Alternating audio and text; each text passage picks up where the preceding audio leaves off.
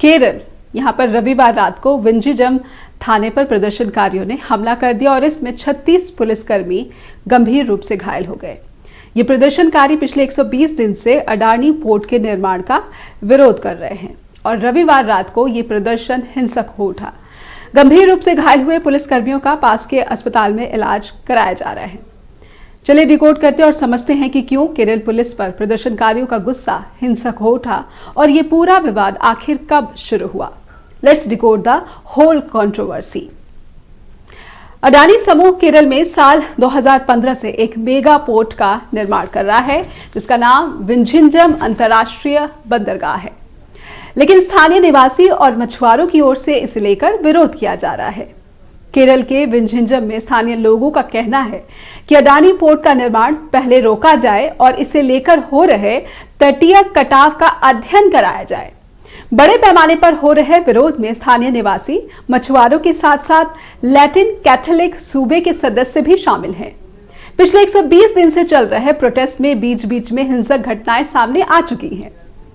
आइए आपको ग्राफिक्स की मदद से ये समझाने की कोशिश करते हैं कि विंझिजम में अडानी ग्रुप के खिलाफ हो रहे प्रदर्शन में अब तक क्या कुछ हुआ है, क्या कुछ घटित हुआ है।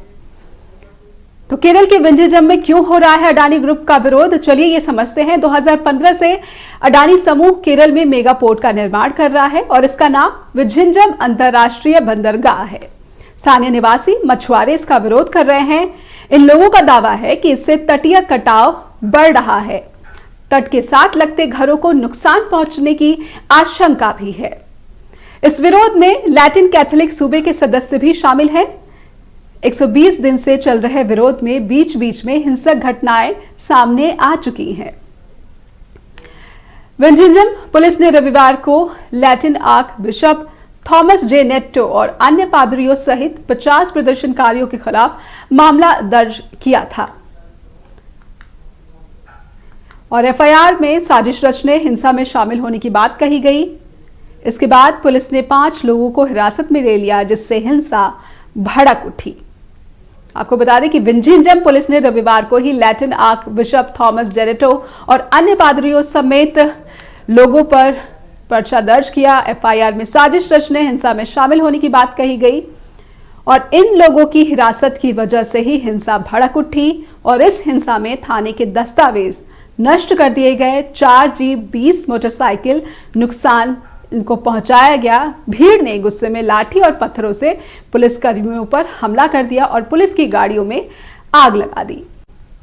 इस घटना को लेकर जो मीडिया रिपोर्ट सामने आई है उसके अनुसार भीड़ इतनी ज्यादा गुस्से में थी कि लाठी और पत्थरों से पुलिसकर्मियों पर हमला किया गया। पुलिस की गाड़ियों में आग लगा दी गई। इससे पुलिस की 4 जीप, 2 वैन, 20 मोटरसाइकिल क्षतिग्रस्त हो गए। थाने में फर्नीचर और जरूरी दस्तावेजों को भी नष्ट कर दिया गया। थाने में हमले के बाद इलाके में तनावपूर्ण स्थिति है। विभाग ने क्षेत्र में 200 अतिरिक्त पुलिसकर्मियों को तैनात कर दिया है।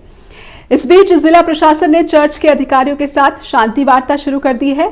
चर्च के प्रतिनिधि फादर ई परेरा ने कहा है कि चर्च शांति बनाए रखना चाहता है। उन्होंने बताया है कि हम प्रदर्शनकारियों से बातचीत करेंगे और शांतिपूर्ण तरीके से मामले को सुलझाने के लिए कहा जाएगा। उधर पुलिस ने हमला करने के आरोप में 3000 लोगों को नामजद कर लिया है। पुलिस का कहना है कि इस हमले में विभाग को 85 लाख रुपए का नुकसान पहुंचा है। राज्य सरकार विंझिजम बंदरगाह का काम पूरा करने की इच्छुक नजर आती है।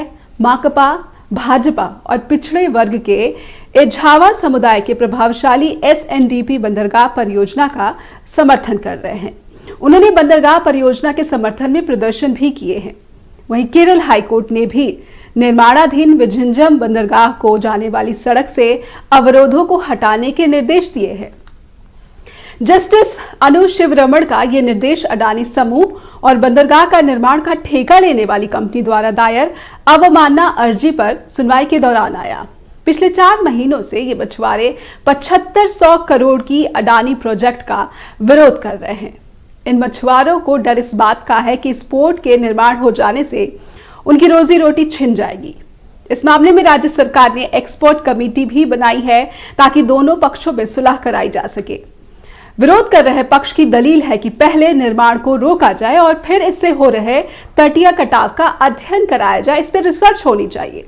उसके बाद ही बातचीत को आगे बढ़ाया जाना चाहिए। शनिवार को भी 3 महीने से बंद पड़ा निर्माण कार्य शुरू कर दिया गया और इसी के विरोध में लोग सड़क पर आ गए, प्रदर्शन तेज हो गया।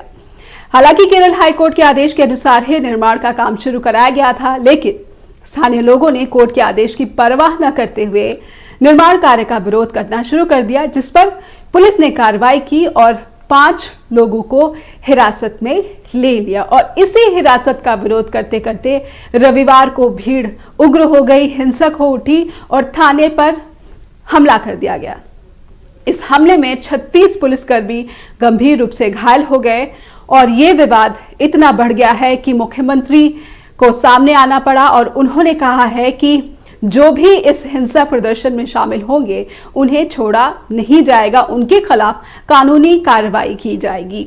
अदानी ग्रुप, जो कि यहां पर लंबे समय से 2015 से बंदरगाह के निर्माण के लिए सक्रिय है, उसका विरोध किया जा रहा है। विरोध इस बात को लेकर है कि स्थानीय मछुआरे जो इसी जगह से लंबे समय से रोजी रोटी इनका जरिया बना हुआ है, तटीय कटाव की आशंका को लेकर, उनके घरों को नुकसान पहुंचने की आशंका को लेकर इस प्रोजेक्ट का विरोध कर रहे हैं। लेकिन सत्ता में मौजूद वामपंथी दल और बीजेपी ये सभी इस प्रोजेक्ट को लेकर इसका समर्थन कर रहे हैं। यहां तक कि जो कानूनी लड़ाई है, जो विरोध कर रहे हैं प्रदर्शनकारी हैं, वो भी हार चुके हैं। केरल हाईकोर्ट ने निर्देश दिया है कि इस बंदरगाह का जो निर्माण है वो शुरू कराया जाए और इस मसले पर जो दोनों पक्ष है उन्हें आपस में बातचीत करके ही मसले को सुलझाना चाहिए। लेकिन जो प्रदर्शनकारी हैं वो घटनास्थल से, वो जहां पर निर्माण कार्य चल रहा है वहां से जो अवरोध वहां पे उन्होंने पैदा कर रखी है, वहां पे कुर्सियां लगाई गई हैं, वहां पे शेड लगाए गए हैं, उनको हटाने के लिए तैयार नहीं है, राजी नहीं है।